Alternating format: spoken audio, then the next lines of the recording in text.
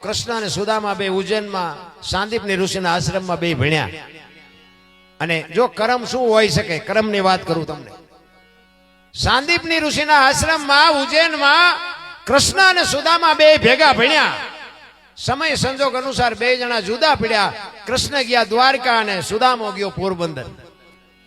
ઓલો હોનાની દ્વારકાનો રાજા ને આને હાજે ભડકું ખાવાનું હોય તે ન હોય. લ્યો આ કર્મ ભગવાન ભેગો ભણતો હતો.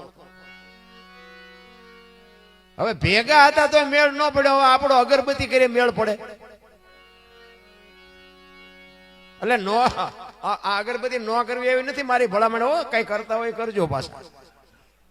ઘણા એમ કે બોલા દરબાર આવ્યા તો પૂજા કરવાની ના પાડે છે, કઈ નથી કર્યું. ના એવું ન કઈ વિચારતા. કર્મની ગતિની વાત કરું છું તમને. સુદામાને બાપુ ખાવા ધાન નહોતું અને કૃષ્ણ પરમાત્મા હોનાની દ્વારકાનો રાજા સુદામાના પત્ની સુદામાને કહે છે કે તમારો મિત્ર કૃષ્ણ છે, જાઓ ને 2 મણ દાણા લઈ આવો. ના છોકરા ખાવું ખાવું કરે, ભૂખ્યા મરી જાય. સુદામો ના પાડે છે કે આપણી પાસે ખાવા નથી, આપણા કર્મ છે. ને હોનાની દ્વારકાનો રાજા એના કર્મ છે કે 2 મણ દાણા દે, જિંદગી થોડી ઉતરી જાય. ઈ કે પણ તમે જાઓ. ઈ કે પણ મારે નો માગવાનું નિયમ છે, હું અહીંયા જઈને શું કરું? ઈ કે પણ અહીંયા જાઓ તો ખરા, તમારા ધરણ જોઈશે તો ખબર પડશે કે આની પાસે કઈ નથી. ઈ કે ના નથી જવું, અને જવું તો મારે ખાલી હાથે જવાય નહીં, કઈક લઈ જવું પડે, હું મોટો છું, આપણી સંસ્કૃતિ છે. ઈ તાંદુળની પોટલી બાંધી અને સુદામાના પત્ની સુદામાને આપે છે કે હાલો આ તાંદુળ એને આપજો ને ખાશે. અને સુદામા પછી કચવાતા મને જાય છે. એ કે હવે બૈરા માનતા નથી, હાલો એ કે જવું. અહીંયાથી દુબળો દે, ઉઘાડું શરીર, એક ધોતલી પહેરી છે, લાતમાં લાકડી છે, ડગુમગુ પોરબંદર થી દ્વારકા જવા માટે નીકળ્યો. અને કાગ બાપુ વાણીમાં એવું લખે છે. જોકે મારે એકાદ વાણી કરીને પછી આપણે પિયુષભાઈને સાંભળવા છે, સમય બે વધારે થઈ ગયો છે. મેં એને કીધું પહેલા બેસ તો મજા આવે, પણ એ ન માન્યો.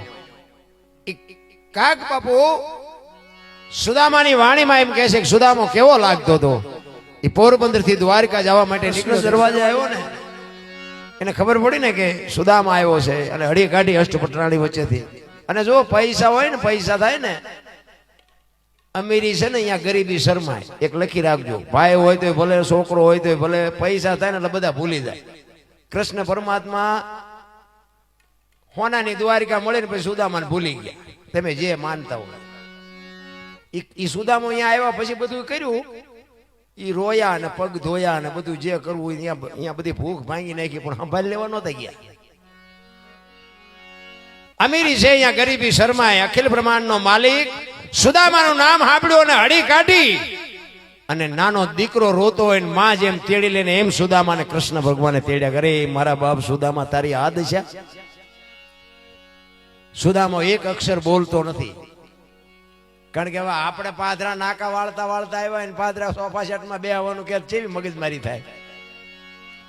હવે હોનાની દ્વારકા હતી, હવે એને બેહવાનું બાપુ સિંહાસન કેવું હોય. એ સુદામાને હોનાના સિંહાસન ઉપર બેહાડ્યા હો કૃષ્ણ પરમાત્માએ. સુદામાને વાઠ્યો હોય તો લોહી નો નીકળે. હારો આઈને મારો વરઘોડો કાઢ્યો, બૈરાને પોગાણો નહીં. એક જ ધોતડી પહેરેલી, કાંઈ નહોતું, હાથમાં એક લાકડી હતી. હવે એને હોનાની દ્વારકા હોય ને એને હોનાના સિંહાસન ઉપર બેહાડે એટલે કેવી કીડીયું ચડે. એ કે હવે આમાંથી હું છૂટું કેવી રીતે?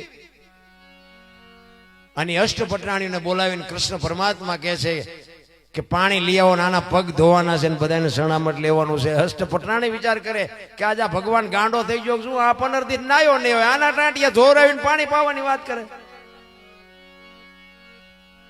પણ બાબુ એ કૃષ્ણ પરમાત્માને ખબર હતી. તમે વિચાર કરજો, ઇતિહાસ એવું કહે છે કે કૃષ્ણ પરમાત્માએ જયારે વિદાય આપી ને ત્યારે સુદામાને હલાડ્યો છે તે દ્વારકાથી પોરબંદર સુધી. અને કોકે કીધું કે પણ આપણી પાસે આટલી બધી વ્યવસ્થા છે, કાંઈક એને વાહન આપ્યું હોત તો. એ કે વાહન ન અપાય. એ કે આ બ્રાહ્મણ એટલો પવિત્ર છે કે આના જ્યાં પગલા પડે ને એ ધરતી આખી પાવન થઈ જાય. બાપુ પોરબંદર થી દ્વારકા સુધી સનાતન ધર્મની વાત કરો ને, નાના છોકરાને તમે જવાબ ન આપીએ. કોઈ સુદામાનો પ્રતાપ છે, એવો બ્રાહ્મણ પવિત્ર હતો. ઈ અષ્ટપટરાણીને કે છે આના પગ ધોઈ અને શરણામત લેવાનું છે. કૃષ્ણ કે એટલે તો કઈ વિરોધ કરાય નહીં. અને ઈ પાણી લઈ આવીને બાપુ ધોરાવીને શરણામત લઈને બાપુ ત્રણ કાળનું ભાન કરાવી દીધું અષ્ટપટરાણીઓને બાપુ અખિલ બ્રહ્માંડના માલિકે. કેવી ભાઈબંધી છે, કેવી મિત્રતા છે.